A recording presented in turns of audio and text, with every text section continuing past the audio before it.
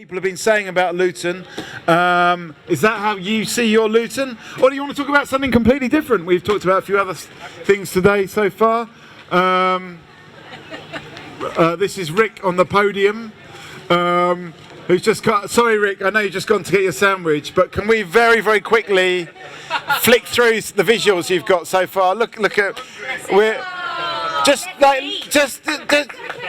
half a minute, let's go through the visuals, so because it's important to describe the journey we've been on so far. So if we can start at the beginning, Rick. I know I'm going to talk double the speed, so this is much faster, and then you can get to the point of eating the sandwich. Okay, so the first one, we started off 100. Come on, sit down. Come and get involved in this. Yes, you can. Okay. What's your name? I'm Ursula. Ursula. We have got Sam, Ray. No, Emma. That's right. Emma, Ray, Jenny, Jacob. Emma, Ray, Jenny, Jacob, Salvez, Yana, and Beatrice. That's right. Yes. And my name's Mikey. So we started off talking about the Luton Riots 100 years ago, when people got very cheesed off, and they set fire to the town hall. But was it a cover-up? That's what some people have said today. We won't find out because we moved on to, this is the riot police from 100 years ago, as visualised by Rick. This is Boris and his Brexit bus that turned up somehow into the conversation. This is like people respecting each other in Luton. How do we grow the respect? This is the knit-a-thon. Rick's, you can see there's a lot of hydration there going on for the knit-a-thon. This is the future of Luton. Will we be time travelling? A lot of people have been bigging up Luton's transport links, but will they even be necessary when there's a TARDIS in St George's Square? This is more art in Luton. Would art improve the vibe? A lot of people talked about the vibe here. How do we improve the vibe? Art, people said. Is that the way to improve the vibe? This is Luton Pride. What makes you proud of Luton? And this is the re-greening of Luton. Could it be re-greened? Is that where we are right now, Rick? Oh yeah, and then this is like, can we think positive about Luton? Because a lot of people haven't thought positive, they've thought negative. But then they've kind of come around to thinking positive. So, and this is like, where's all the money going? Was the kind of question. So that's another thing. Is this how you see Luton of the future? Smoking the cigars.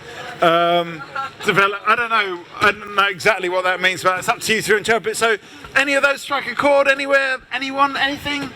Anyone want to kick us off for this session? Yeah, right. Ray? Right, I'll start us off. Yeah. So I think one thing that always strikes me about Luton, I love this town. I love it so much. I love working here. Is I really hope that we can all start to be us versus a problem versus us versus each other. Because quite a lot of the time it's very easy to become divided because there's really serious issues here, and it can be really easy to just get really, because we're all passionate, to get really against each other.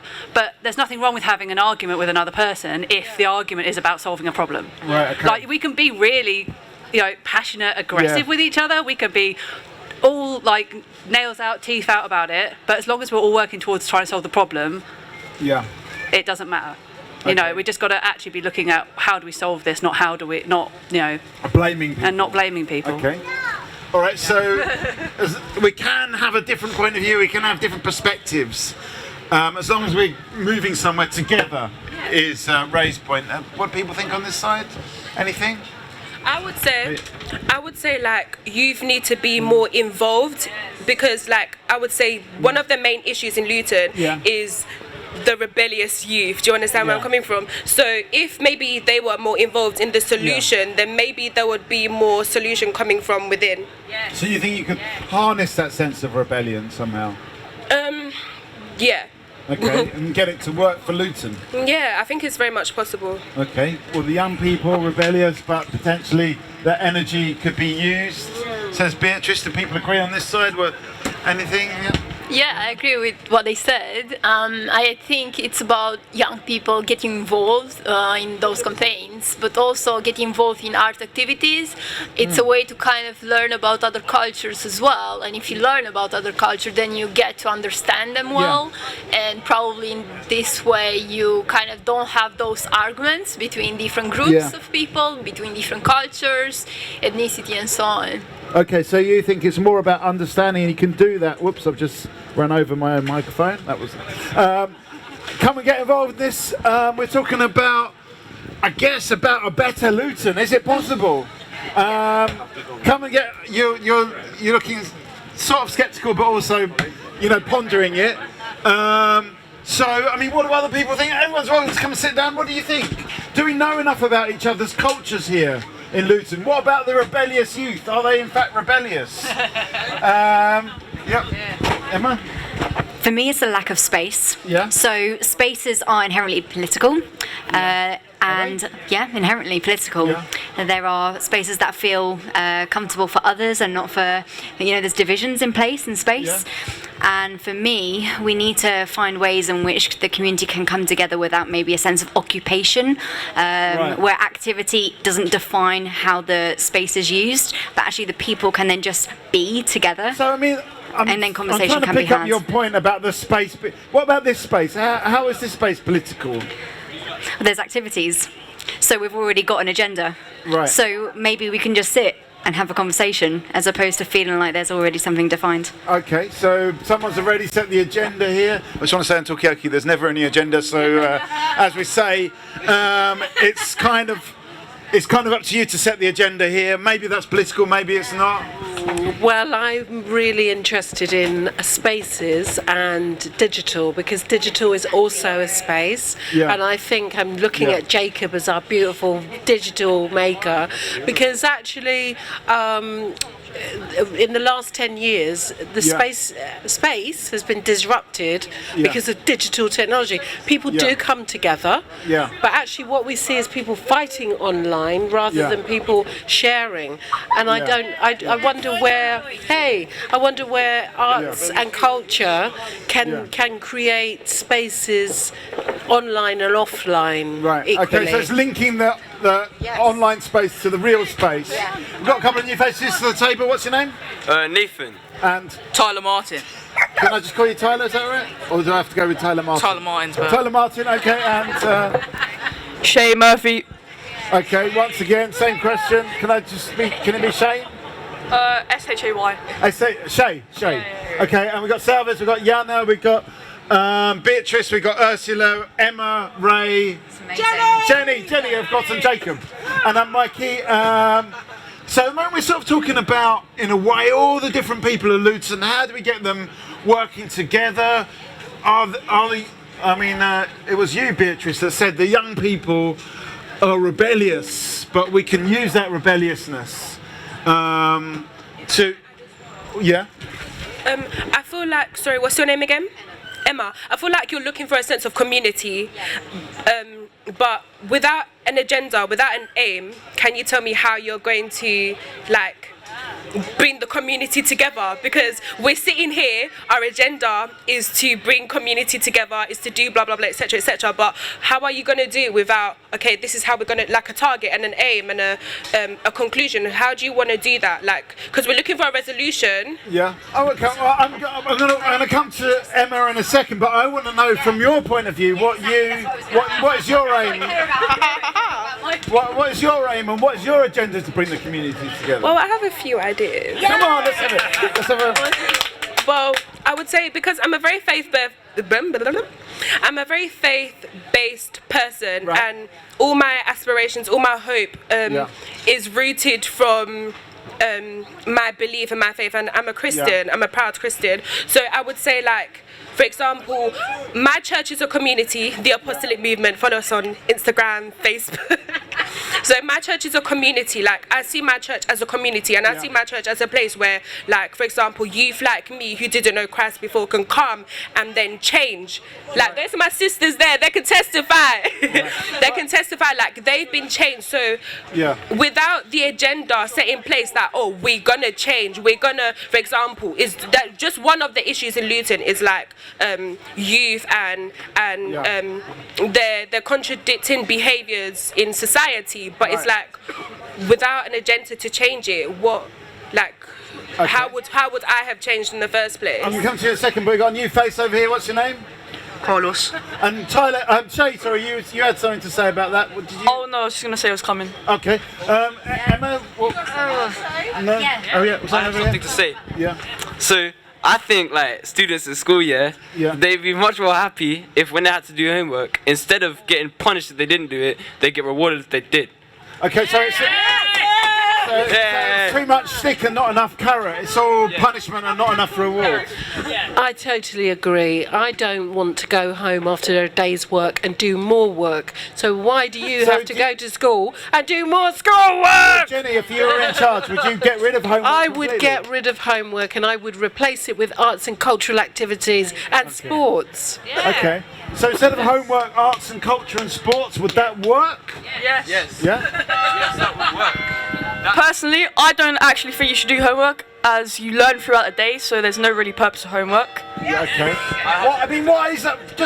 We had some teachers here earlier on, but they're gone now. But I mean, what's in their head? Why are they setting all this homework? I must add. Yeah. Okay, so like, when you do homework, like, it doesn't help you if you already know it. If you know it, you shouldn't have to do it, because like, if you know it and you do it, it just adds more stress and makes you dumber. What's in the teacher's head? It just makes you less smart. Why are they setting all this homework for you? Don't know, and you also lose sleep, which makes you even less smart. Okay, so they're burning your sleep.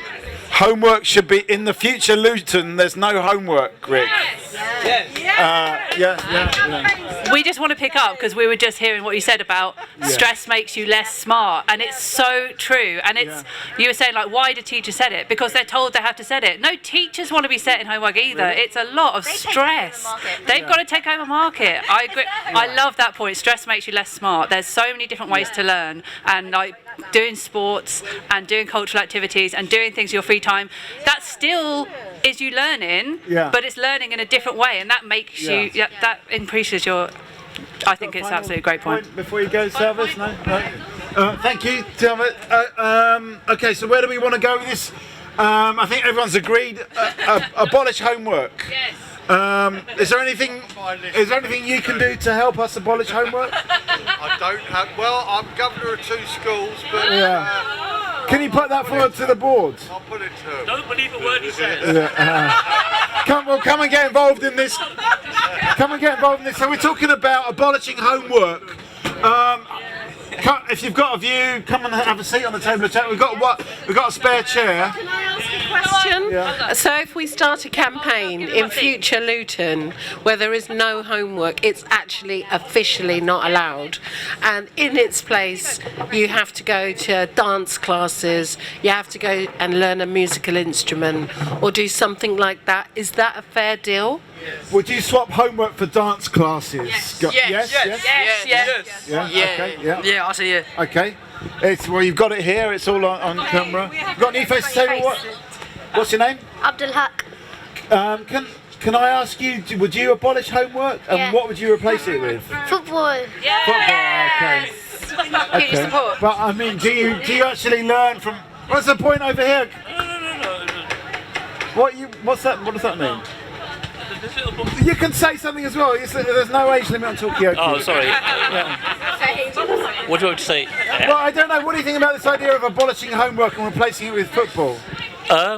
I don't know really. As someone who has to insist that the children do homework and do all their homework, including tuition homework, it's a bit hypocritical of me to. But I think there should be less homework. Okay. I mean, would you be happier to insist on less homework? Look, you know something. I think for me as a parent, I think there should be less homework, possibly no homework, but longer school hours, so they do all that work at school. Okay. So they finish at 5, and lots of after-school clubs. Because when I was at school, many years ago, like Councillor Rivers here, many years ago as well, we used to have loads of stuff after school. We used to have stamp club, we used to have art club, we used to have sports and everything. Now they don't seem to have anything really. Okay. So loads of stuff after school, and school should be open at weekends, not for teaching, but for activity, for clubs and that. Okay, what do you think about that? Objection. I think, yeah, that like, I don't think they should make it so you have to go to school on the weekends, but you can if you want to play football with anyone, or like play a sport with all your friends or something. I mean, what could you extend that kind of optionalness of school? Would it be optional as well? Also, in the afternoon? increasing the school hours, yeah, like I think that would also add more stress onto like the school kids' lives, yeah. So you're worried about stress? Do you think that young people are too stressed? Yeah, because one of my friends, his name's Alex, and like he did way too much homework, and he started eating too much. Okay. Like really. Yeah. Okay. So stress and then overeating. What are you gonna say? Okay. So on the shut up, man. Okay. So as you were saying, about adding longer hours to school, I think we should. So school normally starts at like 8:45 or 8:40, That is the most stressful thing about my life because I have to wake up so early, They should change it to at least like 10, 11 o'clock. Yeah. But why does it start so early? Yeah, like man, so like there's people that wake up for school, like me. And then the teachers complain about us or not waking up early enough or doing this. And another thing, if you have to get a bus to school, and you get like punishment for it, it's the most stupidest thing. Because what if it's not your fault, Like you get punished if the bus is late. Yeah, you say. exactly. Okay. It's not reasonable. Okay. All right. So should school start? What's your name again? Sorry. Carlos. Was it Carlos? Carlos, yeah. Carlos is saying that school should start 11ish, 10, 11ish. Okay, let me bring it. Hello. Yeah, I sort of agree with that. I think, we kind of we sort of insist on this day that we've kind of think is okay, but a kind of and it always like, what is this whole thing about 9 o'clock and you have to finish at 5 o'clock or it doesn't work in my world, so why does it have to work in what young time people's do you like waking up then or going to work? Well, I don't know. Changes. So I'd like to have really super flexible time. So do whatever you do, it how you feel. But how could the world operate like that? I mean, could we? Well, I don't know. Let's find out. Let's ask the table. Could we live in a world where all work times and school times are flexible, and you just get up when you want and go to school or go to work when you want? Could it work? Could it work? Hi guys, my name is John. I don't think it's how long you go to school that makes you educated. Yeah. A lot of people go to school but are not educated. You can have a BSc or an MSc but you're not educated. Yeah. Education, I believe, is discovering what you are meant to become in life. Right. Finding purpose, not just living through time. So what I think the problem is we have a lot of people going to school 8 to 5 p.m. but know nothing. Now, replacing homework with football is pointless. What we should replace the homework with is our young people learning life skills. Right. What kind of life skills? Carpentry, fashion, sewing, tailoring. Those things stick with you for life. Yeah. I could travel. I speak French. I speak Turkish. I speak Russian. I speak English. I speak Azeri. Life skill. Yeah. I could go to different part of the world and still communicate. I learned that.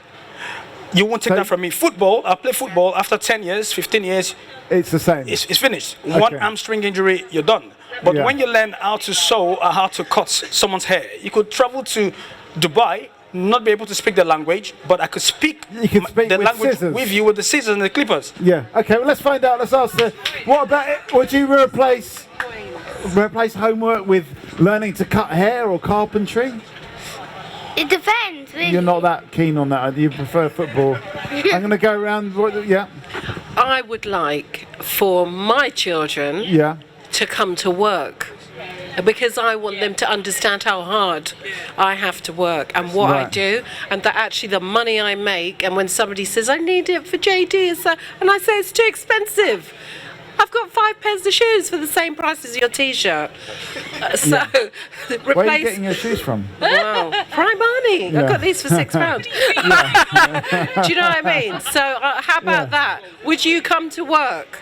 Okay, what about the working world? I'm going to come to you in a second, Beatrice. Yeah. Basically, like before school, they should get the children to do exercise. Like at the start, they should like get them to like run a bit or something, because when you run, you get woken up.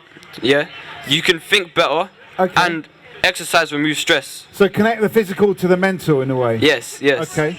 I'm going to come to you in a second, Carlos. Let me just go to Beatrice. I have a question. I want to ask all of you. So do you think that there should be less structure in society in general? So are you saying that we're too rigid, we're too one-tracked mind? Because someone like me, I used to want to be a lawyer, and then now I want to be something else, but it falls in line of that sort of I don't know, political structure. So that has trained my mind for that sort of job. So when you're saying no homework, no school, or no homework, or less homework, for me it doesn't. Beatrice? Are you worried about this? Am I worried? No. Are you worried about the lack of structure that's happening around this table? No, it's like there needs to be order. There needs to be order.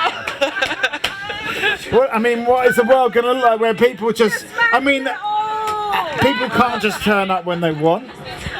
When I was at school, I didn't do very well because there was too much structure, and I have dyslexia, dyspraxia, dyscalculia, and I felt thick, right? Really dumb. And now in my job, I feel smart.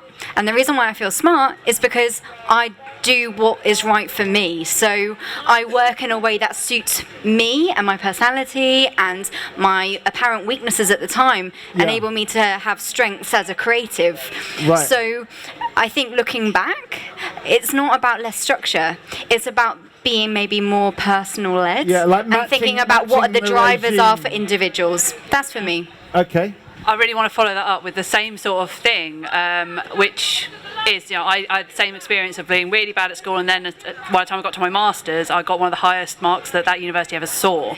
And it's because you get to tailor your experience a bit more. But what I wanted to pick up ages ago when you said about school starting later, we know that when people hit teenage years, they need to sleep more. We know that happens. So your bones ache, you need more sleep. So we have a system now which is apparently about educating teenagers that doesn't suit the very thing it's supposed to suit. And that's where I come from, is like, I think we have a society where it's one size fits all, and we live in an intersectional society. That means that there are lots of different influences from every different individual that defines how they go through life. Can I ask you though, Ray, if school started later, wouldn't the teenagers just go to bed later? Well, I don't know, because it's their choice then. But then it's like someone doesn't have time to do whatever they want to do in their day. Okay, hang on a sec, Beatrice. It's true. It's true. Okay, so what do people think? Jacob, you've not said anything yet. Let's give Jacob a round of applause. Thank you. So one thing to add to what you two were saying, what we are talking about. Look, there are changes in the society driven by technology, as Jenny has touched upon as well. The shorter working weeks are coming, right? That's entering the mainstream. Even Labour has announced recently. Sorry, I don't want to go political. I won't. But that they are planning to endorse a 4-day working week. Some companies are doing this already because that's the way they're structured. But that's ending working less rather than the 9 to 5. So what are you talking about? 11 to 5 or something? Well, I mean, more flexible. It doesn't have to be, but 11 to 5 imposes another structure. Okay, so it's up to you to decide when you want to work. Apart from the world of work, in real life, we use this as common terms. I am a morning person or an evening person, right? Yeah. You say that about, but you don't have that discussion in workplace. You need to do your 9 to 5, even if on the weekends you wake up at 11. Right. But the more flexible working patterns are the thing that is coming, whether we like it or not. The structure that you are 9 to 5 schools, that's because of the cost.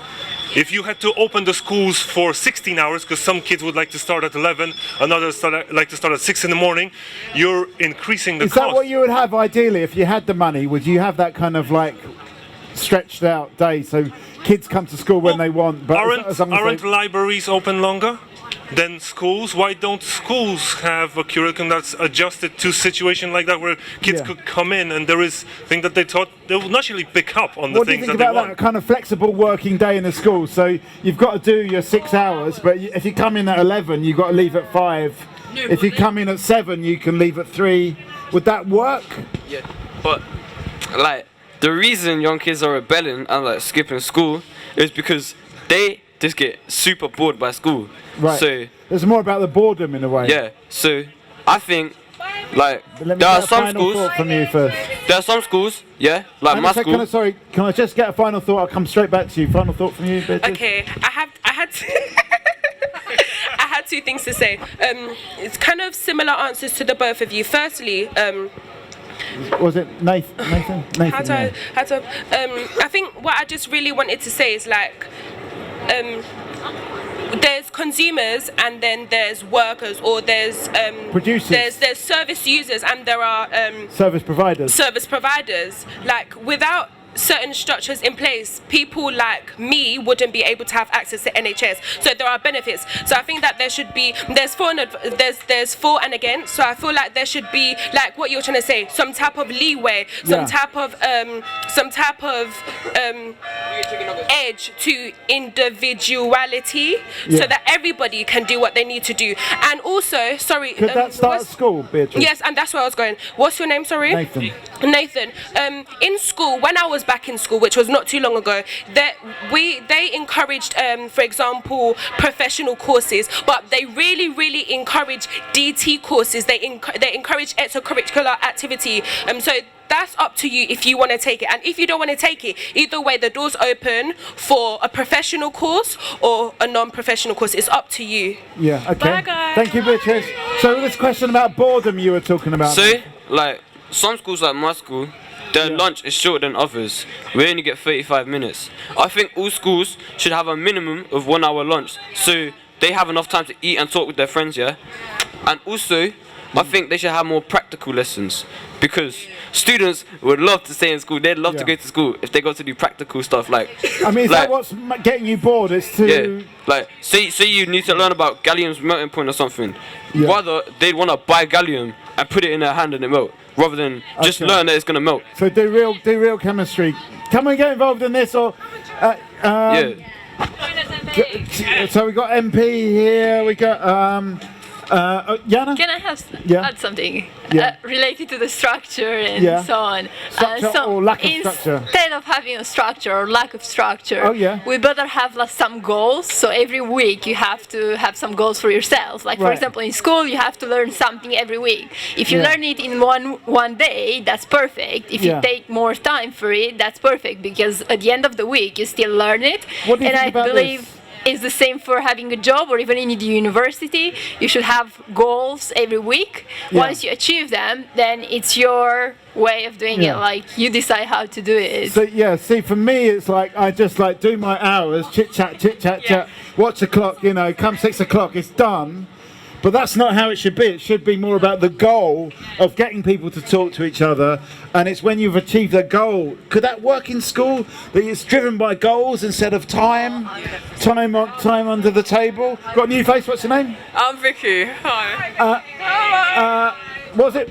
Vicky. Vicky. I wasn't. Yeah, okay. Vicky, Jana, MP, Ursi. We've got Emma, and we've got Abdul Haq, and we've got Ray and Jenny and Jacob and Nathan and Carlos and I'm Mikey. And come, they've got a spare seat. And when we're sort of talking about, in a way, restructuring Luton, especially the schools, should the schools actually be restructured? So it's all about, instead of it just being everyone comes at 8:45, 8:46, that's the detention. Instead of that, it's much more goal-based. Like, my goal this week is to find out the melting point of gallium, or whatever that is. I don't even know. But, or something like that. Could it be a bit different for the 21st century? Yeah. Maybe not, because things don't happen in one place and one place only. Yeah. So for you to do that in the schools, you have to do that with the system. Let me get a final thought from you, Abdul Haq, before you go. You have to do that with the system. Yeah. Because the schools are set up for the system. So if that's what you're going to do in school, they need to make sure that work runs the same way, whereby it's just a goals thing. You can't do that in school saying it's just goals and then come into workplace and they then give you detention for not turning up on time. So if that's the case, then that's fine, but the whole thing has to be like rearranged. So what are you saying? If you change the schools, you've got to change the work as well? Yeah. Okay. Final thoughts? Homework brings unnecessary stress. Yeah. Okay, homework. Homework is a killer. Homework is a killer, Jenny. So I'm going to go, and I want to give my conclusions. Yeah. Because I think in the future, schools in Luton and everywhere should have no homework, core hours, online lessons. Yeah. Time for arts activities after school, time for sports in the morning, like you were saying, and lots of time for social stuff, going to see time off, so you can have holidays with your families and all sorts of brilliant things. We have to change the world. Okay. Change the world. Okay. Was there a point over here? Give us a final thought. Well, yeah, I think it's about being more flexible in schools. Yeah. Because not all the children will learn in the same way. Bye-bye, Jen. So they need kind of their own way, like a targeted. Yeah. Or So like you think you make it more individual? Would yes, actually work more better? individual for everyone. Yeah. Okay. Okay. That's what we're talking about. Should we be individualising school a bit more? I mean, you're definitely a proponent of that, aren't you, Emma? Individualising school. Yes, I am. Yeah. Well. I need to be able to get to work. So now? no. All right. So if school is completely individualised, just been thinking, how am I going to be able to get to my job if my job starts at 9 and then school starts at 10:30? And Well, you've got to drop off the kids. Yeah, Is that how am what I you're going to do talking about? that? Oh, right, I see. So I was just wondering about the kids. What do they think? How are parents going to get to work if school is at different times of the day? Okay, we're talking very practical now. Would it work if you're the one who proposed an 11 o'clock start? How would it work? What are we going to do for the 2 hours? Okay, so there should be like a school bus. Yeah. That comes and picks the children up, or if the parents have work before the kids go to school, then they should be able to go to school, but like not do work, or they can do whatever they want in the school, but obviously not bad things, and stay there until school actually starts, and then they can continue with their education. But I mean, isn't, like MP said, it's when the school changes, the work's got to change as well. Yes, exactly right. That point was made ahead of your point, actually. Yeah. Excuse me. So like. Yeah. Nathan. If you start school at 11. Yeah. Like, then you have more time to prepare, because sometimes if you wake up late, just that little bit late, and you can't get to school in time, you don't have time to get a healthy, nutritious breakfast that will supply your knowledge throughout the day. Yeah. What is a healthy, nutritious breakfast as far as you're concerned? I would say anything that has a lot of energy and a lot of protein, a lot of carbohydrates.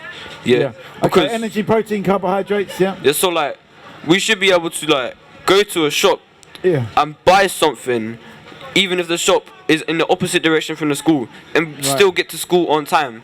Yeah. But instead of having to wake up, get dressed, have some Cocoa Pops, and then have to go all the way to school and probably be late. Okay, so Cocoa Pops, not good for education. But what about this question about nutrition and the mind? I mean, Nathan's saying that what you eat will affect your ability to learn. You're nodding as well. Do you agree with this? Come on. I do. I just ate some chili beef, and I feel that my ability has increased. Yeah. So. Okay. So it does work. So yeah. I have another thing. Yeah. So people that are 9 and under, when they learn something, like us, we forget it unless it's repeated to us a bunch of times. But someone who's under 9 years old, what they learn, that sticks with them forever. Right. Okay. So they're like sponges. So what I'm saying is, we should teach more to children under 9. Like, as soon as they learn how to talk, we need to, instead of like doing unnecessary things like What's unnecessary, would you say? I'm not really sure, like, just repeating the same thing over and over. So you're saying hothouse the young kids to actually get them... When they're younger... When they've got that absorbent brain. When they're younger... Yeah. When they're younger, they do not have to repeat stuff because they learn it on the first or second time. Right. So we should use those repetitions to just learn more. Yeah. I mean, So is that the people case know that more people for school. agree with Nathan? Once you're 9, your brain kind of hardens up a little bit. Yeah. I mean, one thing around that is languages is a big part of that. Like in every other country, and if English is your second language, quite often you'll have learned multiple languages when you're very young, and then you absorb it. And if you don't keep it up, like I knew French when I was under 5, and I don't know any French now. I'm really rubbish. But it's because I didn't keep it up. And you're right. If we get some things learn at a younger age. So languages. Languages is a big one. Yeah. Music is a big one as well. If people can learn music, they'll know that for the whole of their life. Right. Okay. Yeah. Okay. I was going to say, Jacob, looked like you're off. So let's just get a final thought from Jacob. I wanted to ask you if you have a younger brother and trying to enforce him to suffer more now. Yeah. Any younger brother or sister? Yes, I have three younger siblings, 2 younger brothers and 1 younger sister. sister. And so you've witnessed them with their faster learning. Yeah, I would rather them have learned more than I did when I was young, so that they knew more. Would you have liked to have learned more languages when you were younger? I guess kind of languages, but also like there's certain knowledge that I can't remember now, like powers or minus fractions and stuff like that. Okay, so the mathematics. Spend the time learning that when you're young. It's like, because a child's mind is like a thermoforming and a thermosetting plastic. As soon as the thermosetting plastic sets, it's set. You can't change it back. But if it's thermoforming until they're 9. They can keep learning and learning. But they have to keep it up. It's about the plasticity of the mind, I think we can say. Carlos? So I want to go back on the topic of stress and homework, yeah?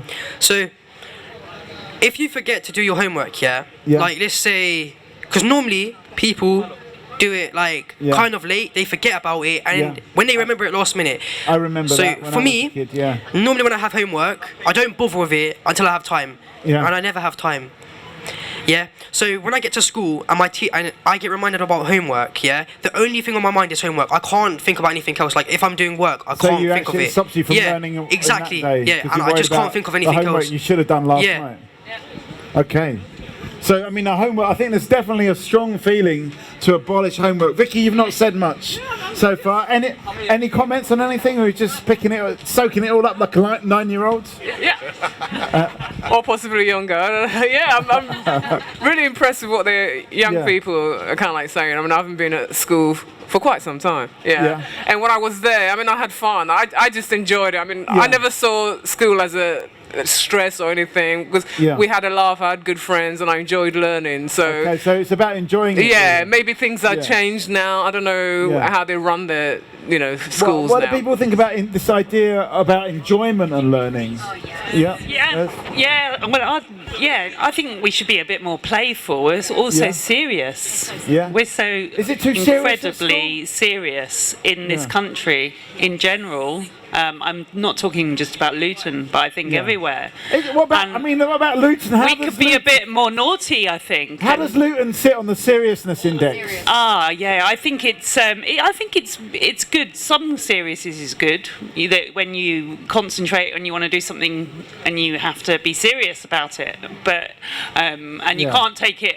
You can't be, pretend it's not worth anything. You have to.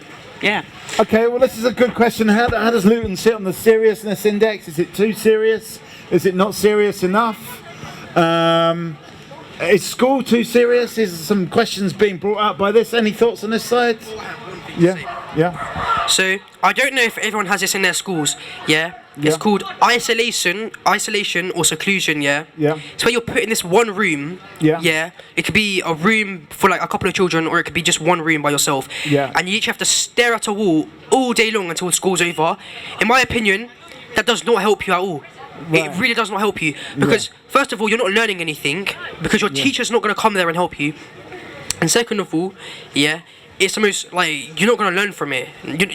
Even if you're gonna do it again, and you get put there, it's just gonna make you more angrier and you don't want to be able to go to school. Okay, so I get the feeling that that's quite serious. I'm just going to come to Ray. I just wanted to pick up on that. I remember isolation, and I think it's an absolute joke. It doesn't help kids at all. Yeah.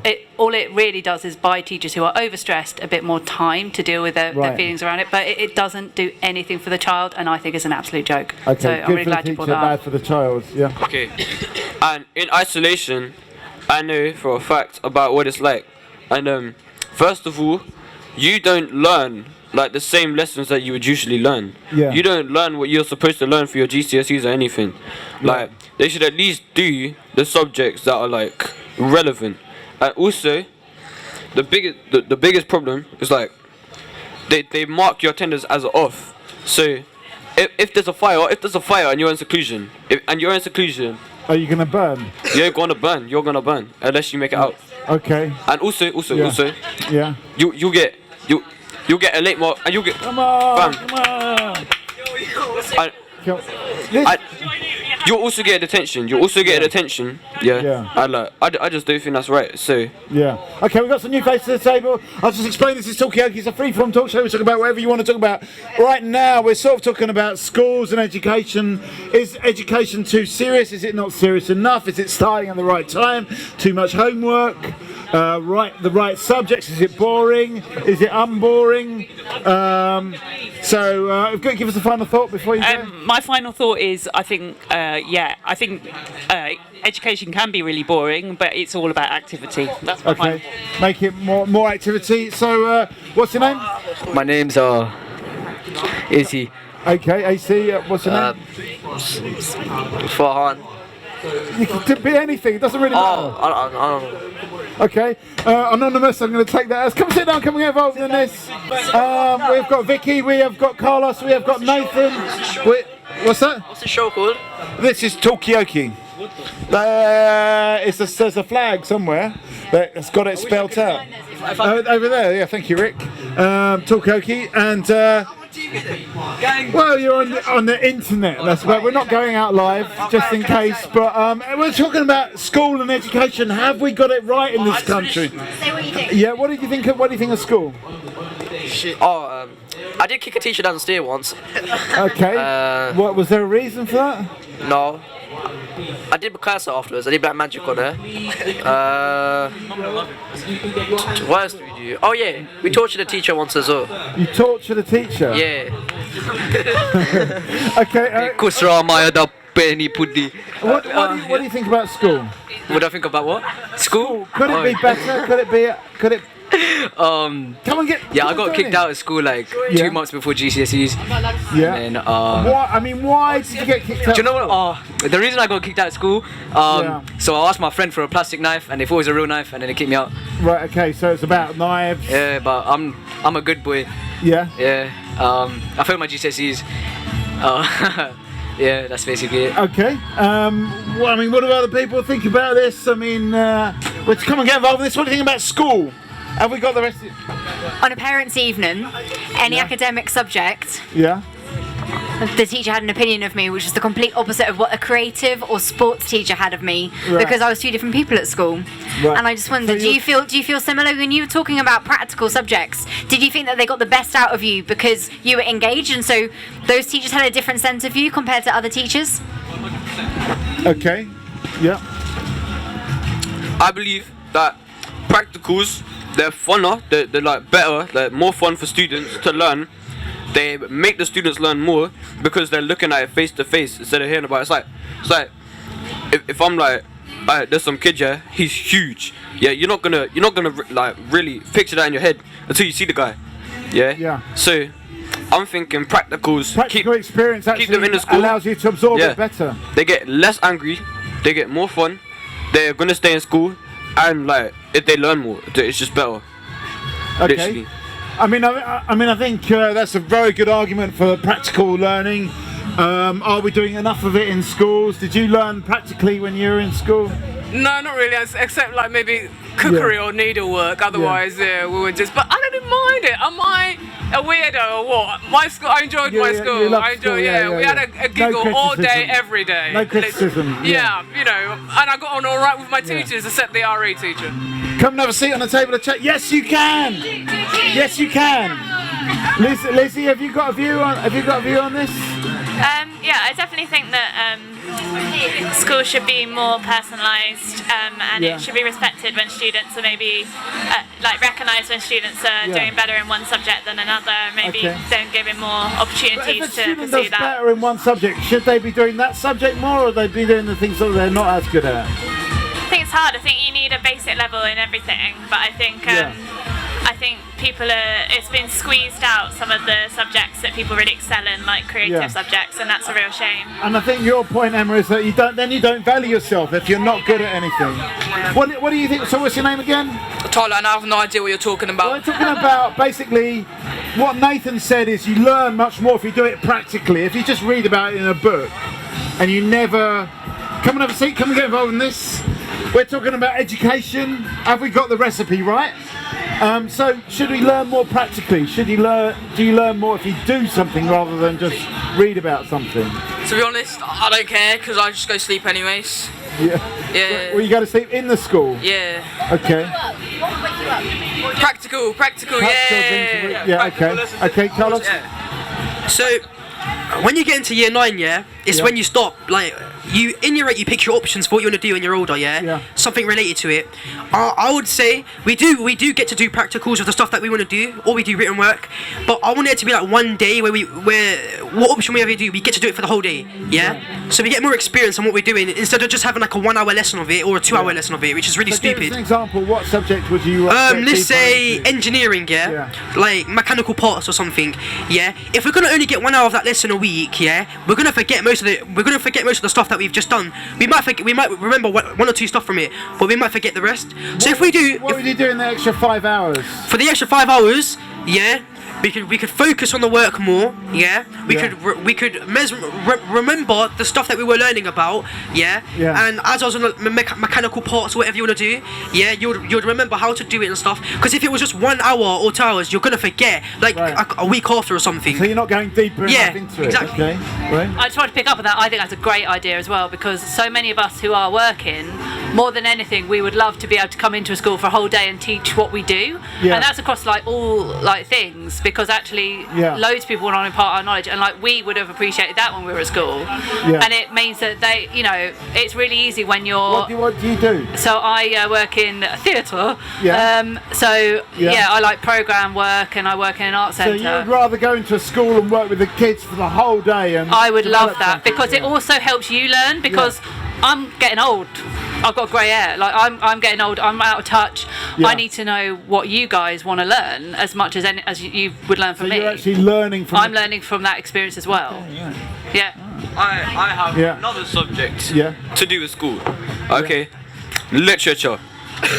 I'm sure. I know for a fact. Like, I don't understand why we need to learn about Shakespeare and like all these people, Jekyll and Hyde, like all these people that wrote these books years ago, because it doesn't teach us anything. We just learn the story, and we should not have an exam. We should not have an exam on literature because it just doesn't help us. Okay, there's two things there, Nathan. There's the one is like, what does Shakespeare teach us, or Jekyll and Hyde? But then the other thing is about the exam. Should you have an exam in this literature? And let me just spread it out to some more people, because like you're going a bit crazy. So really quick point is that tell your teachers that in the local theatres here you can come and watch the piece, which will mean you have a practical understanding of the story. But is it right to subject these young people to Shakespeare? I mean, I'll be honest, when I was at school I didn't understand why I was studying Shakespeare. I didn't get it. It was only when I practically experienced Shakespeare that I understood it. What do you mean practically experienced it? Like when I saw it properly, and I saw it done properly, like not just somebody like reading it through in a classroom. Okay. But like, I do think you should be able to choose what you study, because we study the same old white men hundreds and hundreds of times, and they should be able to choose the literature you'd study. Okay. Okay. On the subject of school again, I want to say about maths. We only need to know basic maths, fractions and algebra. Why do we need to know that? Just why? It's just extra work for us that we don't need to know. Okay, I'm definitely gonna go into a shop and say, oh yeah, £1, what's half of £1? Why do I need, like, okay, yeah, that's money, that's currency. But I'm not gonna go into a shop and work out algebra and fractions of money. There's no need for it. There really isn't. Okay, I mean, but if you, okay, so it's so many subjects here. That's about maths. When I was at school, I hated maths, and it scarred me. So when I was as a young adult and I saw maths in a job, I would actively not do the job because I thought I was so bad at maths that I would fail at the job, so I couldn't do it. I ended up in a job where I had to manage hundreds of thousands of pounds and just know how to do that. And my husband said to me, maths as an adult isn't maths. Excel does your maths for you. You just need to have an understanding of the figures and you'll be absolutely fine. And it absolutely revolutionised my way of thinking. I now do massive budgets. Like maths-phobic. But I was maths-phobic. I was absolutely maths-phobic for like 25 years. Okay, interesting. So let me, because we've got any views here on this? We're talking about education. We're talking about how education can be changed. Should it be more practical? Should we get rid of maths? Get rid of Shakespeare? Get rid of? And let me just. What's your name, by the way? Mr. Qureshi. Mr. Qureshi. No, Fahim. No, so look, I think we are so lucky in the UK. We have a free education system, and it wasn't given; it was fought for. Because in many parts of the world, people pay an arm and a leg for health and education, and what we've got to do is protect that and make it better. And everyone around the world looks at our education system and says that this is the best education system in the world. And the whole point about learning is, and I sound like an old man because I'm nearly 60, so I'm pretty old. But I used to be like you, young. Were you critical of the education? Yeah, all the time. We used to when we were at school, we used to have strikes. And we formed unions, student national union of school students, and I was involved in running school strikes. But fighting for better rights for school pupils and more say in the running of schools. Do you think that's worked? We kind of have gone backwards, but I think more and more kids are now taking action, direct action to improve, to have more say in education. But the whole point is that we've got a system here. It's not brilliant, but it's a system that gives education to everyone. In many parts of the world, people don't have access to education. So we need to appreciate that. We need to appreciate it, improve it, and make the most of it, take the best from it, and junk the rubbish. Okay. There's a point over here, Nathan.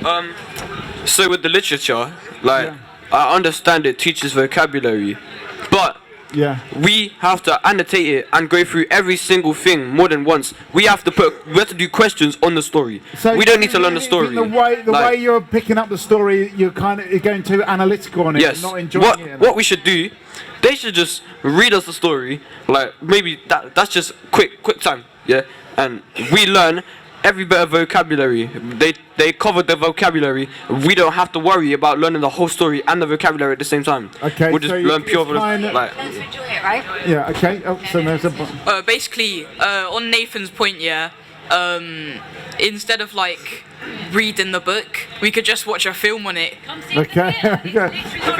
It's on next year. Jekyll and Hyde is on next year. Like, get your teachers to take you to see it because it's on your doorstep. We're doing it because we know, literally, me and my colleague Rachel, we're both from backgrounds where we hated having to sit and read the books. So we're getting these shows on so that your teachers can bring you. Okay, we're doing it for us at your age, to be honest. Right. Okay.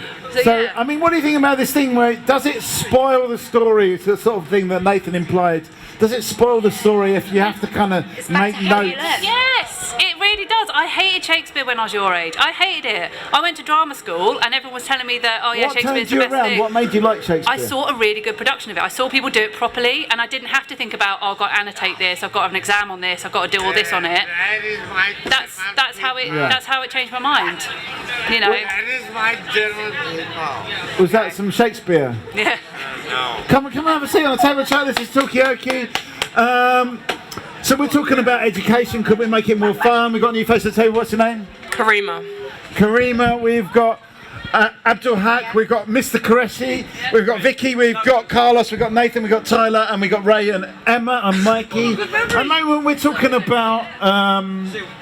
I've got a brain like a 9-year-old. Talk about Brexit. You want to talk about Brexit? That's a radical change in conversation. Karima, have you been listening to the conversation? Do you know what we're talking about? Or do you want me I've to not recap? fully been listening to the conversation. Okay, well, we're still talking about education. Could it be reimagined, education, to make it more fun, more stimulating, more entertaining, more individualised? These are some of the questions. If we did that, would work also have to be more individualised? Are we appreciating what we've got in this country with the education and the health system, says Mr. Qureshi?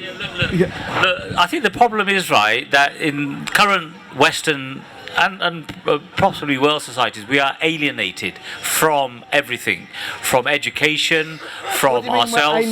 Well, you know, we're kind of like, it doesn't connect with us. Education doesn't connect with us. The point isn't relevant. Work, we're just working to live and living to work. And we need to get off that treadmill. We need to enjoy work. Yeah. Right? So we're and we just need to doing it enjoy because life. we have to do it. And we need to enjoy being educated. Education is wonderful if you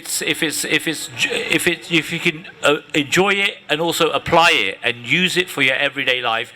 But you need to sort of like push it a bit further. You need to push the envelope, and that's what education allows us to do. If it's done properly, not kind of like memorizing for exams and passing the exams, but that's all part of the alienation. But it's about, you know, applying education to our daily needs and to our to kind of the needs of our neighbours. Meaning, that's what I'm picking up. If it's got more meaning, then it makes more sense. There's a point at Carlos. All right. So I'm going off the topic of school.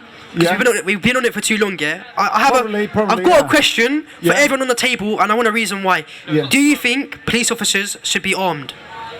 Okay, well, what do you think? In my opinion... Yeah. Alright, we can combine this with Brexit as well. Where will they be armed after Brexit? I don't think they should be armed, just because there's been like...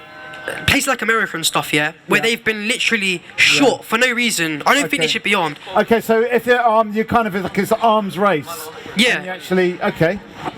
Okay, is this too hot a subs? No, arms. I think. It's a difficult one. Like they probably are armed, but you don't know it. Okay, right. So they're pretending not to be armed. They're pretending not to be armed, but ideally, no one should be armed. Okay. All right. Is that your final thought? Brexit. You want to talk about Brexit? Final thought, Brexit. Yeah. Okay, final thought. Okay. Give us a economic systems are dying. All you can think about is money. Okay. I feel that somehow there wasn't that much seriousness in that. What did you say? Anyway, we've got another new face to say. What's your name? Elise. Elise. Yes. So, anything from this side of the table? What do you think about any of these subjects? Oh, I thought we're still talking about should the police be armed. What have you got a view on it? Yeah, they shouldn't be armed. Okay. Because this is a racist system and certain groups will be targeted. Okay, well, and that might be a more interesting avenue to go down, though. Do we live in a racist system? Oh, yes, we do. I think that's quite obvious. Okay, so basically, can you just sort of like just kind of spread that idea out and just say a bit more about it? What, about the racism? Racist system, yeah. Yeah,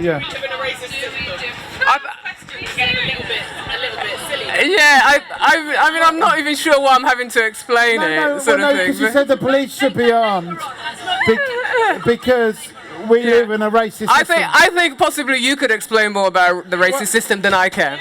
Okay, yeah.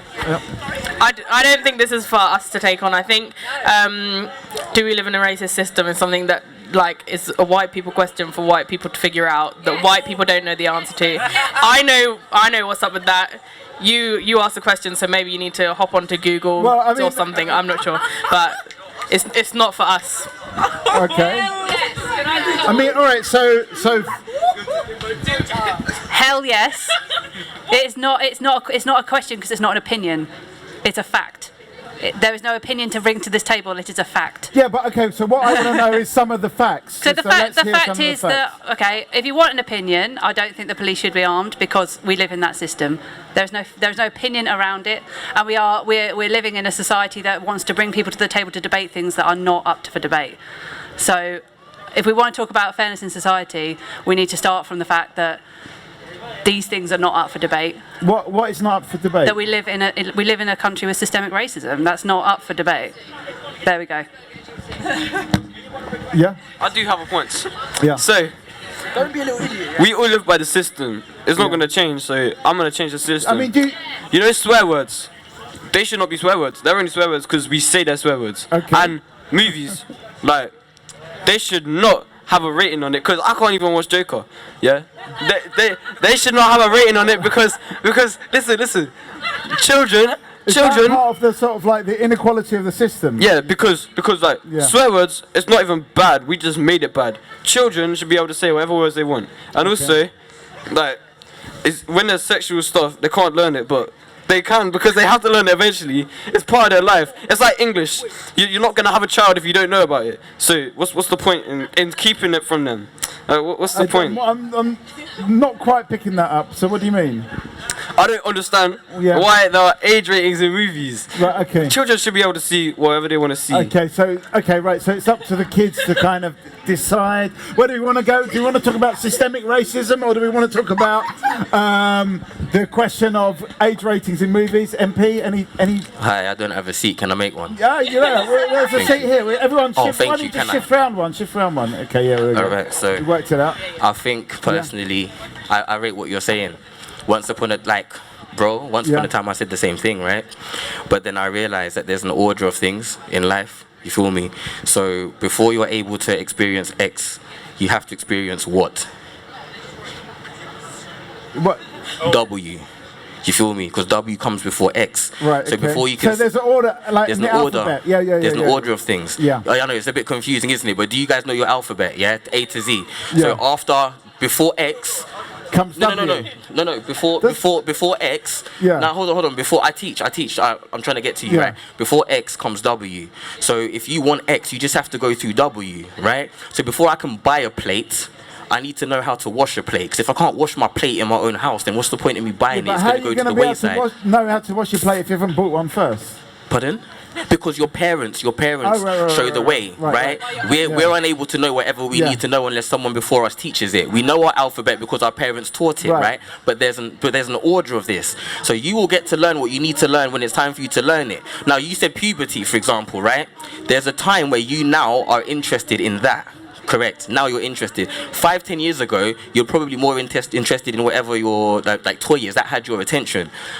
At that point in time, it's just not for you. Do you feel me? Type thing. And those that have stepped before us, there's a natural order of things. There's a natural timing of things. Do you understand? Type thing. And we need to trust that. So I need to trust my elders in whatever they tell me because they've been here before, regardless of Lutopia or what the future has to hold. But I'm going to let the mic pass because I don't want to speak to my guys here, innit? So we trust in the natural order of things. Do we trust in the natural order of things? Yes. Yes. Yeah, Dominic. In different countries, like these like age ratings differ. So if there is this like empirical natural order, then why is it different? Why is the age of consent in Japan 13 years old? Right. And why is drinking legal at 16 years old in many places in Europe and then 21 in most of the states in America? If there was a natural order, I think it would be a consistent. I just think it's people making decisions on what they think. Okay, so you don't necessarily trust the I natural don't know. You don't believe in this idea of a natural order of things. What do other people think? You got a new face to the table. What's your name? Sarah. Zara. I'm not bringing you. No pressure. But we're talking about. Is there a natural order of things? Do we need to just trust in the older people? I think I get the point of people should be able to watch whatever they want to watch, but I think you can go into the cinema. Like my sister was 14, she went into cinema, she said she was 15. Do you know what I mean? You can do it, but I also think like maybe when I was younger, I wanted to watch a horror film, and then I watched it and I couldn't sleep for the next week. Yeah. So I did think you learn more from not being able to sleep and the horror? Do you learn more from the horror? I think it made me think that 18 is not for me. Yeah. Do you know what I mean? So I think people can watch what they want to watch, but it's there as a guideline. It's not there like like the 18 doesn't mean that it's illegal for you to pretend that you're 18 when you go to the cinema. It's just like as a guideline. Yeah. Do you know what I mean? So I don't. Okay. I get the argument, but I don't think it's one that like needs so much energy because it's not set in stone. Well, let's spread this out because I mean, there's a bigger point from MP about the natural order of things and trusting your elders and trusting the system to kind of link it up. You're shaking your head. You don't trust. In my opinion, the system has been built by the people it benefits. Right. So it's all very well saying, you know, you can trust your elders, but are your elders trustworthy? Like, I know for a fact that just with my parents, they were trying their best, but their understanding of how the world should work is not my understanding of how the world should work. Okay, so there's nothing I've learned from them, Yeah. which I think has really benefited where I am today. In fact, I think some of the things I learned from them has hindered where I'm at today. Okay, so the elders don't necessarily know better. I can come to you, but I just realised we didn't get your name. I'm Jason. Jason, okay. Have you got a point, Jason, or are you just going to hang on in there? Because I feel like I've not brought you into the conversation at all.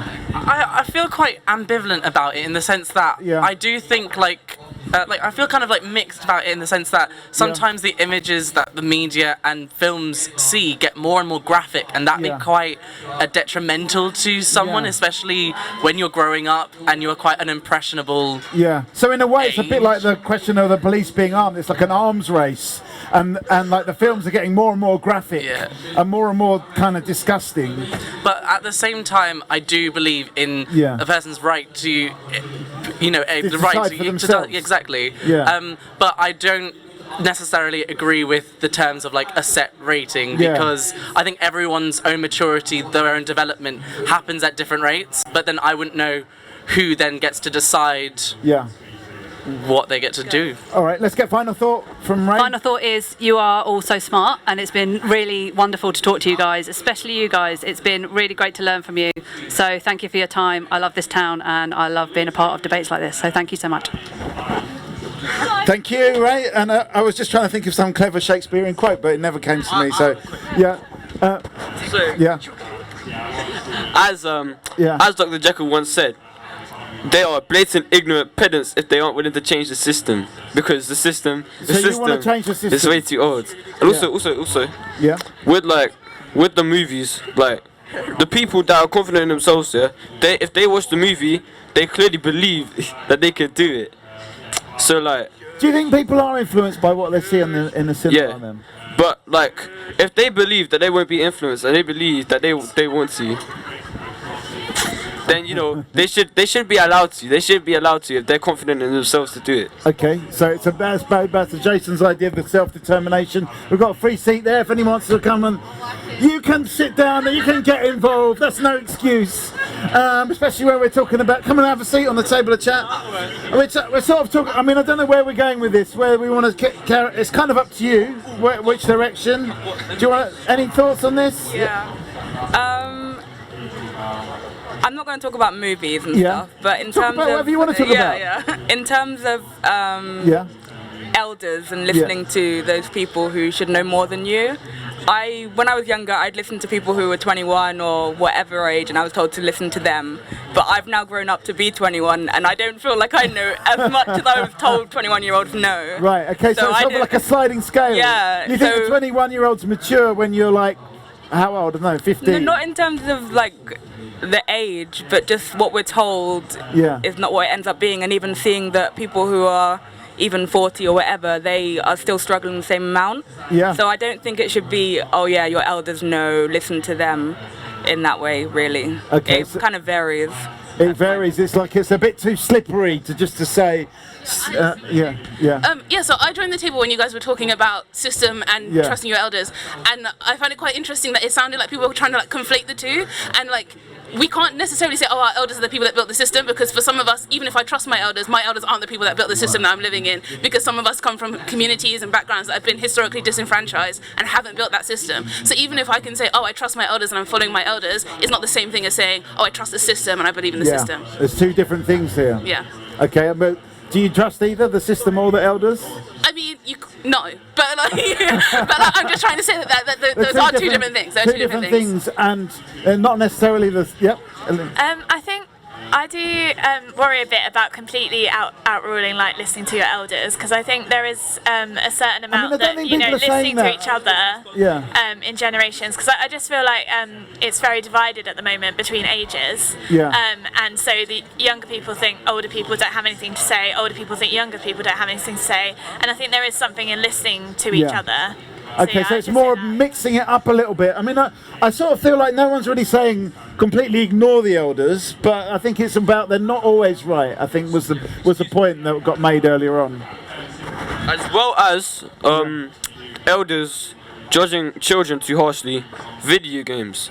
Video games should not be blamed for violence. Yeah. Okay. Why? It's the child's minds themselves that learn from the games, but if their parents teach them otherwise, if they have their morals already set in place by their parents, they're not going to do that. But if their parents have raised them wrong, they're going to be affected by the video games, and then the video games just get blamed. Okay. And the people who made the video games get fines and everything, but they were just trying to make a game.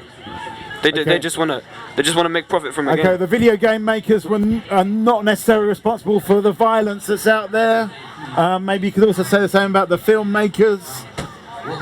Anything on this side of the table, or is it not really a subject that I feel like there's not much traction in that subject on this side of the table? I don't know. Am I wrong? Elsie, you've not said much.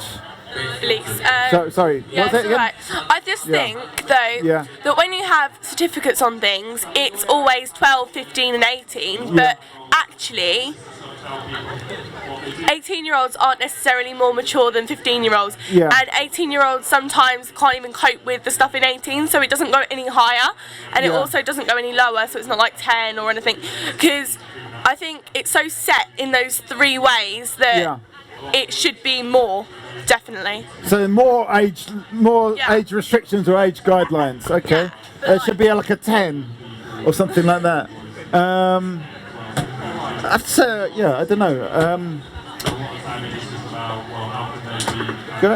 Shall we move on to another subject? I feel like we've covered this one. Come on, Jason. I feel like, but who wants to throw something in? Throw something in. The video games. Something. Does anyone want to throw something in, Jason? Because you're right in the sense that it is a parent's job to kind of teach them morals and stuff like that. So I get that, a video game maker is a video game maker. He doesn't really need to worry about the consequences of... But at the same time, you have to also remember that you have an audience and you have impressionable people, and that impressionable mind is very susceptible and can easily be manipulated, and seeing images like that. I mean, do you think that young minds are manipulated by video games? I think any mind can be manipulated by any form of media. Right, okay. I mean, us as adults, we're watching the news, we're watching everything, and we're getting somewhat susceptible to what they want us to see. Right, okay, so we're actually thinking what they want us to think by almost watching films and watching the media. Yes. Okay. So we're all open to manipulation. Exactly. Okay. Interesting. Do people agree with what Jason's saying? You agree? Yeah, I think it's not called a TV program for nothing, because we are being programmed. Okay, okay, we're being programmed. Is there any way to resist the programming? Yeah, turn it all off. Don't. Okay. Are you off, Nathan? Final thought? They call me white chocolates, aka one sexy motherfucker. Okay, there is a sign here. Anyway, so we're talking about TV programs. Are we being programmed? Is there a way to resist the programming apart from turn it off? Carlos, final thought? Can you make a better one than Nathan? Alright, okay. So, you're all schmucks. Well, maybe not. They're doing so well until then. So we're talking about TV. Can we resist the programming? Vicky says turn it off. Is that the only way? Well, yeah. Otherwise, I mean, I'm a filmmaker, so probably I see it differently. I'm aware that I'm being manipulated and that there's possibly a certain agenda narrative being fed to me. And we love being manipulated. That's why we watch it every week. Yeah. Okay. You love being manipulated. You and your friends, maybe we can stretch it out to. I don't know. Hello. Do you love being manipulated? Come and join Talkaoke. At the moment we're talking about TV programmes. Are we being programmed by the TV programmes? And Vicky does not like being manipulated by TV programmes. I've forgotten your name, sorry. Dominic. Dom, yeah. Dom, I haven't forgotten your name. Dom does like being manipulated. That's what we're talking about at the moment. We as a collective, as consumers and viewers, we like that the narrative which manipulates us. Okay. All right. So a couple of new faces. What's your name? Shanez. And? Zach. Zach. And what's it again, sorry? Zara. Zara, that's right. Zara, Vicky, Sarah, sorry. Sarah. What was it again, sorry? I'm losing it now. Shanez. And Zach and Dominic and what was it? Sorry. Elise. And Karima and Kat and Jason and I'm Mikey. Sydney. Sorry? Sydney. Oh, sorry. Did he call you Mikey, Kat? Sorry. Anyway, I'm losing it now. It's been a long day. I've still got another 2 hours to go. Anyway, well, help me out here, guys. Talk about the TV programs. Are we being manipulated? Do we like being manipulated? What's that? Nothing. Like, obviously, like, media is meant to manipulate us. Yeah. Like, that's just it. To how we think, like, how we react to certain situations. It's your it's your headspace, that like how you think and how you process things. Like, just because it's on social media, you shouldn't be following it, and it's up to you how you base your life. So okay, so you need a little bit of like headspace to actually process. Yeah, just because it's on social media doesn't mean you need to follow it. Doesn't mean you need to go in that direction, but it's there for bants, I guess. Have we got the ability though to really? That's what I say, turn the TVs off. Yeah. Because we've forgotten critical thinking and stuff like that. Read a book. Find another way of entertaining yourself. We just think that's all we've known now in this modern era. What about social media? Yeah. Oh God, that's even worse. I mean, I don't do much social media, I must admit. I mean, is it possible to have that critical distance that you? I think that's a really interesting point that you've just picked up on. I don't think that we can have that. We need to separate. Oh, I'm on social media. Oh, I watch TV. Oh, no, I don't use critical thinking. I think that's where the issue is. I think if we think about social media, it's been actually a really powerful political tool and really powerful in terms of raising the voice of a lot of marginalised communities that haven't been heard of, and has had really massive effects in that way. And so to kind of push it aside and say, oh, social media is just people sharing bants or whatever stuff like that, kind of minimalises actually. There's a lot of critical thinking happening. There's a lot of political movement happening, and actually it's really important and really interesting and really important social tool. So yeah. Okay. So social media is doing some really good stuff. Yeah. I think social media is doing really amazing stuff because you can do so much with social media. You can go in different directions. So I think social media is a really good platform, depending on how you use it. It's always dependent on how you use it. Like how you use your time watching TV, how you use your time with books. It's all dependent on your time. So social media is a great platform. 100. I use it for my business because we run the Crown Pub, and that's how we get our advertisers out. That's how we draw our customers in. That is how we've gained, because we went from being a Green King pub to an independent pub, and we've turned it around in less than 9 months, and that's through social media. And that's through followers, through a lot. So. Okay. So there is a positive side to this as well, for sure. And are we kind of like throwing the baby out with the bathwater when we say the media isn't manipulating us? Can we manipulate the media instead, I guess is the question. And how? Elise, have you got any? Yeah, manipulate the media. That if we can do it, we can do it. Yeah, I'm all up for that. Okay, so we're now talking about, instead of media manipulating us, we're talking about manipulating the media. Come and have a seat. Do you watch TV? I thought I'd join there because I am the media. Oh, you are the media. Okay. What's your name? I'm John. John, we have got Shanaz. Hello. Shanaz, we got Zach, we got Sarah, and what's your name? The youngest member. And we got Vicky, and we got Dominic, and we got Elise, that's right, and Karima, and what was it again? Sydney and Jason. And I'm Mikey, just about. And we're just talking about the media. Have you been listening? Just in the last couple of minutes. Yeah, so we're talking about the. Vicky mentioned it's called a TV program because it programs us. And then we talked about, are we being manipulated by the media? And Dominic came up with the point that we actually like to be manipulated. Yeah, I heard the last. You heard all of that. Okay, so there you know what we're talking about. But then there's a point that social media actually is a tool for people to get out views that are not heard, that need to be heard. Yeah. From marginalised, from disenfranchised communities. Well, everyone is their own broadcaster nowadays. Yeah. It's just actually getting to your audience, as Shaz said, that if you can pick up an audience and they're interested in you, they'll keep coming back to you. That's why you get YouTube stars, because they're actually interested in the first place. Now they can be for good or bad. Right. Donald Trump is probably an example of one of the big manipulators on the media, because people are watching him. So, I mean, do we really need to learn from Donald Trump and pick up his tricks, if not his beliefs? I think you phrased that question very correctly. You have to learn. You have to learn from everybody. Right. Okay. All right. What do other people think? Learn from Donald Trump. What about those people like Trump that are very handy with the tweets? What do we do about that kind of stuff? Is it just part of the battle of ideas?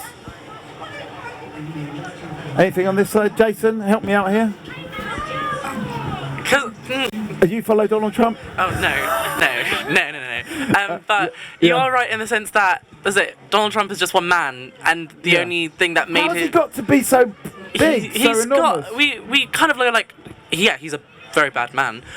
But he has now, I think, with him being in power, it gave people like the excuse or like to be as horrible as they can be, which is a total abuse of power, I think, and I'm just going to be talking bull. Okay, so he's somehow accumulated this power, and he's got this power through, in a way, quite a bit through social media, as you say.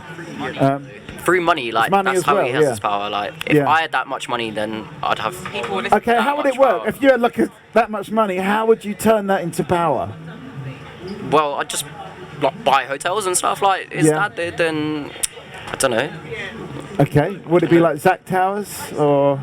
No, I wouldn't. I wouldn't name it after myself. I wouldn't gas myself up that much. What's that? Pallet towers. Pallet Towers. Pallet towers. Okay. But you know, I mean, without naming it after yourself, would you have the same amount of leverage in social media? I mean, this is the thing. It's like, does the social media kind of like? Is it better suited to people like Donald Trump than the likes of, I think, again, this is kind of, we need to think bigger than social media. So it's not just, social media isn't why someone like Donald Trump is in power. We've had men like Donald Trump in power since time immemorial. What we're talking about is social hierarchy, we're talking about power, we're talking about power structures that go well beyond social media, but can implant themselves on social media because social media is a part of our society. So it's not just to look at, social media is the issue, it's social media reflects all these other things that are issues in our society that have been issues in our society. So with or without social media, we would still end up with men like that if we had the structures that we do and that we will continue to have, that we're trying to break down, or should be trying to break down. Simply a mirror of society. Yeah, of course it is, because we are the people that use social media. We are society and use social media. It is us. It is us. And so if it reflects the worst of us, then that's for us to address. It's not that this kind of social media is some kind of alien doing these things. It is us using the tools to do these things. Okay, so it's us as a whole society, because I don't feel personally reflected in Donald Trump and what he's got. Exactly. That's what I'm those are the people that we should be worried about. Yeah. Anybody that does. Okay, John, have you got any more to add on this? I was going to say the other end of it is I was in New York 2 weeks ago, and the bigger excitement is about somebody else whose message has got out throughout the social, and that's Greta Thunberg, and she is getting her message across, and it's using the same tools as Donald Trump. So. Right. Because it's the tools. It's not. It's the people using the tools. It's not the tool itself. Right. Okay. So, I mean, does that mean we need to have a discussion about our society and our power structures within our society? Yes, but I don't have time for that. Okay. Well, no, hang on. Give us a final thought if you're going to run off like that. A final thought on... Well, just where are we going to go with this conversation? Yeah, I mean, it's about us, how we want to structure our society, who we want to give structural power, how we want that power to But have we got a choice, or does it get We imposed? always have a choice. We always have a choice. Okay, got a round of applause for that one, Sydney. Right, okay, so where do we want to go with this? What time is it? Has anyone got a time on them? It's like 5 to 6. 5 to 6, so we are kind of running into overtime, and we're going to have to get those. That was a great final thought from Sydney, but now let's get some other final thoughts with similar kind of levels of gravitas and inspiration, because we are running into the kind of like final bit of the final thing. Oh, thank you. Have you got any views on this? Donald Trump? Any thoughts on Donald Trump? No? Guys, come and sit down. Can we get involved in this? We've got 5 minutes left, so this is your final chance. This side, what do we think? Do we agree that we've got the choice about the power structures? Do you have to? You're shaking your head. No. No, we do. Yeah, of course we have, but it's having the motivation. If the structure, the power structure, or whatever, you benefit from it, it doesn't harm your life, it doesn't target you in any way, I think people are quite happy to go along with it. Right. But if it affects your life in day to day, then you're probably more motivated to want to change it. But the people who want to change it don't have the power to change it, and the people who have the power to change it are not motivated to change it. Because it's in their favour, I suppose. It's to their benefit, so why should they change it? And I understand there's nothing in it for them. Okay. Is it that simple? Is it that cut and dried? Yes, I see it that simple. Okay. I mean, what do other people think? Because those who've got the power are kind of quite happy. Those who, this is me paraphrasing you a little bit, those who don't have the power to change it. Is it that simple? It's not that I don't just have the power. I also don't have the understanding to change it either. Okay. And I'm too ignorant. What understanding are you? Understanding of the sort of structures of society and the hierarchies and the misogyny and racism like that. I'm nowhere near well equipped. Even if I had the money to do it and the influence, I'm too ignorant. Yeah. But I make an effort to change that all the time. But at this point, it's not just about power. A lot of people are very similar. A lot of people are too ignorant to change that. Okay, it's also about the understanding. Do we agree with this? Everyone seems to be nodding. You're shaking your head. No, I think this is. I think. People know more. I never actually accept that when people say that they're ignorant. I get very suspicious because in a system like this, certain people are raised to be a certain way and others are raised to be another way. And as a consequence, I think you know very well what's going on. But do they know why they're raised to be that way? Because I think that's what Dominic's saying. Why? I mean, if you think something is wrong, if it's not correct, you don't need to know why. You just change it. I recently learned about like non-binary gender. Like I had no idea. I was ignorant of that. But like I recently discovered that. That's what I mean by and the fact I'm ignorant. There's so many social issues that I have no idea are going on. There's a lot of you at the table. Picked up on those ones, but there may well be other ones that you don't know about. Come on, join in. We're just about to finish. Yes, that's you. You've got your last 2 minutes. Scaring them away. Yeah. Well, it's. Come on over. This is Talkaoke Pop-Up Talk Show. At the moment we're kind of talking about, we're just about to finish, we're talking about the power structures of the world, like Donald Trump. Why is Donald Trump on top? And can we do anything? Donald Trump is Levi, he's Gemini. Okay, so it's about. He's not two-face, he's six-face. Okay, all right. Times 2 by 3, you get 6 now personality you're waking up with. No. The man's a fucking. Sit down. Okay, so the lady's absolutely right. You have your own moral compass. You should know these things. It's not about ignorance. These things are obvious. Yeah. I mean, there's the obvious inequality, social deprivation. These things are obvious. Well, what do we do? You don't have to educate yourself to see that.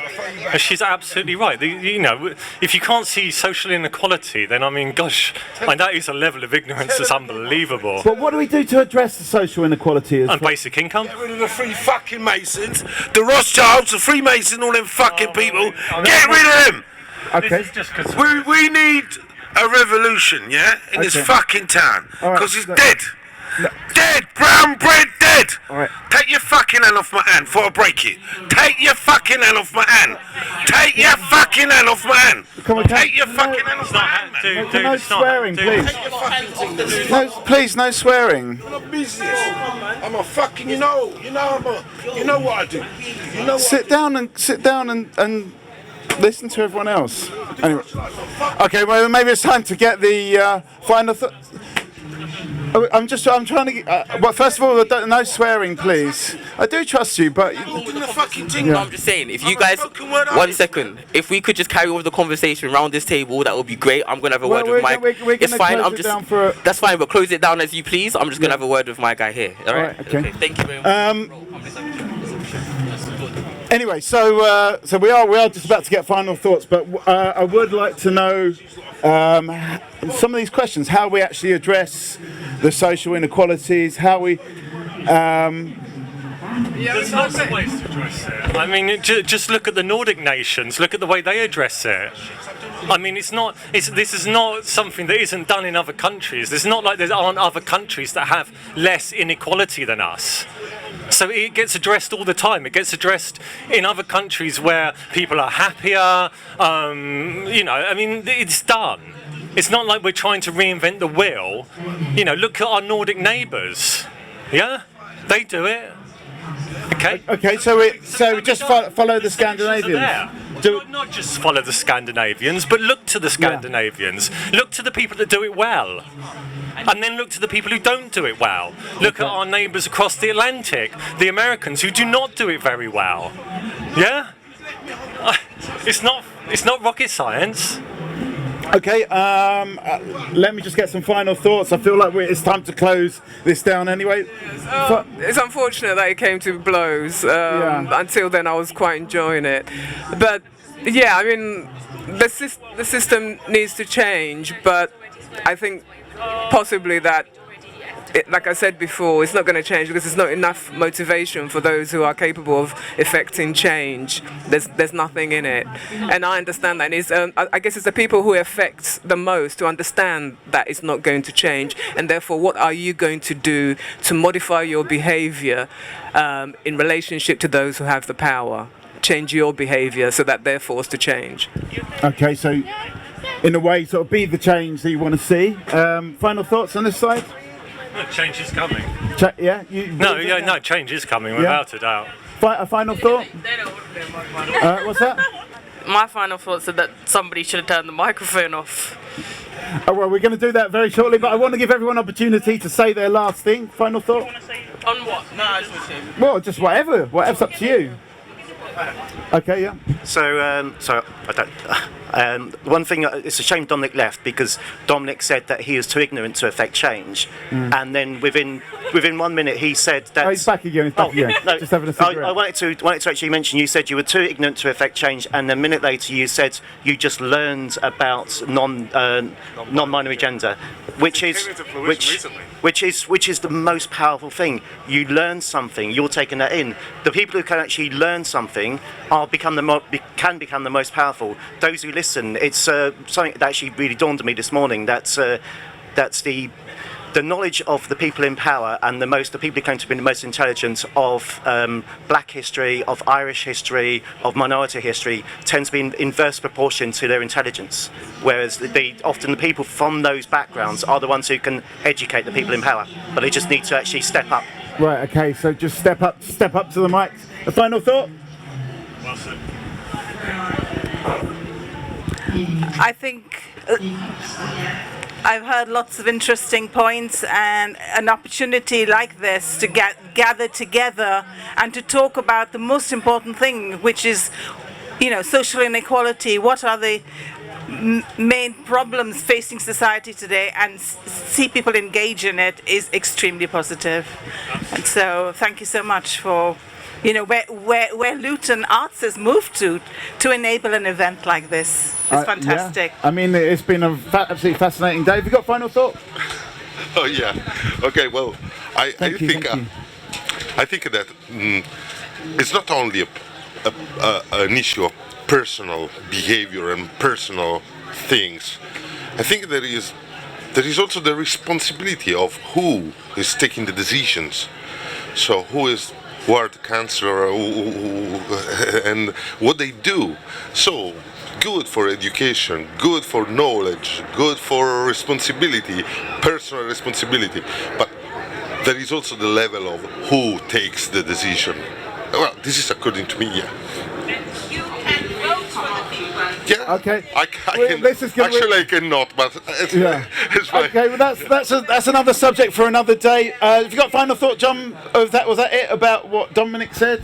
Yes, that was my final thoughts. Okay, well thanks very much, and then we'll just very, very quickly go through some of the visuals. Rick, we got Donald. If anyone's actually watching, let's just have a look at the visuals for today. So this is about video game violence. This is about who do we trust? Should police be armed? School, good or bad, or a bit of both? Are we too serious in Luton? And the 9-year-old's brain like a sponge that we heard earlier on. Abolishing homework. And that was the rest was in the morning, and that was not the morning, the early afternoon, and that was a different day. Thank you, Rick, for the visuals. We'll be posting these online, and thanks everyone for taking part.